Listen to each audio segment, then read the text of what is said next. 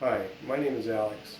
In 2008, I was diagnosed with type 2 diabetes, which is a condition in which the body's blood sugar is higher than normal as a result of the body's inability to use insulin properly.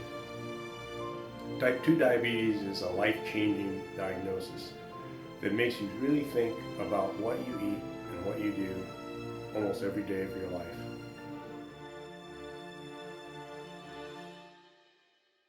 One of the most important things about living with type 2 diabetes is having regular exercise.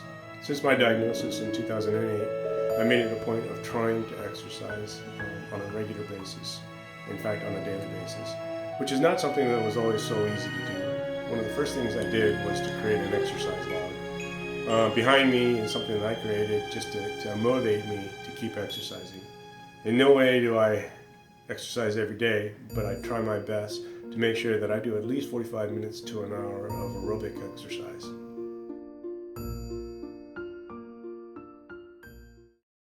So we talked about the importance of exercise to a diabetic's life, but what's more important, I think, every day is really thinking through what you're going to eat.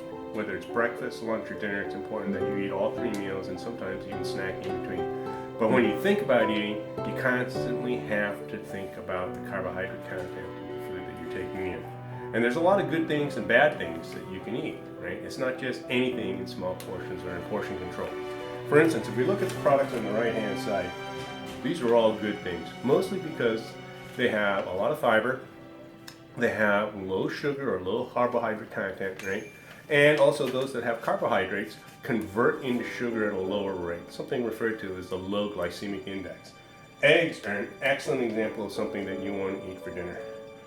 Seafood, in this case canned, probably a very good idea. Better to eat fresh seafood than eat canned seafood. Fruit, although the sugar content tends to be high, they also have high fiber content. So, I try to eat a lot of fruit when I can, but at the same time I try to control it and keep it in moderation, as opposed to when I was pre-diagnosed or not diagnosed with diabetes. Cereals are excellent. Those that don't have sugar in it are better for you. I kind of like also Cheerios with skim milk. Oils, you got to be careful about the kind of oils that are used to prepare your products, right? In this case, we use a lot of olive oil in our household nowadays, and we also use a lot of canola oil. But you want to stay away from things like corn oil, which are generally not good for you, period, right?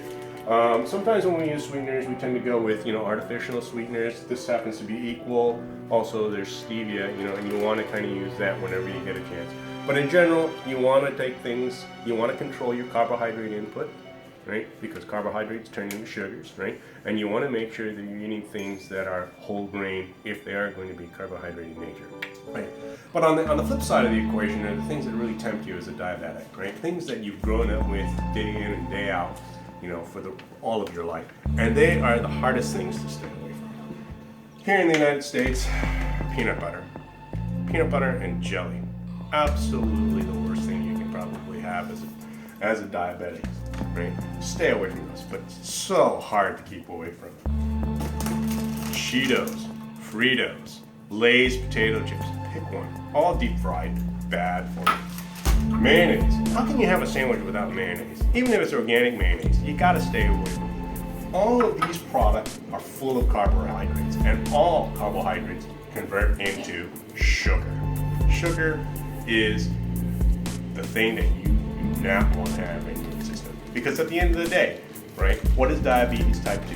It's the overabundance of sugar in the bloodstream and the inability of the insulin in your system to control it. Here's another one. We have this in our house all the time. Staying away from things like this tempt me every day, right? Things like this. When my in-laws come to visit, and they bring out things like this. A fruitcake. Fruitcakes are bad for you to begin with. Fruitcake as a diabetic is even worse. Carbohydrates turn into sugars. Sugars in the bloodstream in an uncontrolled fashion are not good. When I think about it, at the end of the day, one of the things you just don't want to be doing is going for things like this. Pure sugar. Pure sugar in the blood is a bad day for any diabetic. Diabetic type 1, diabetic type 2. You just want to stay away from it.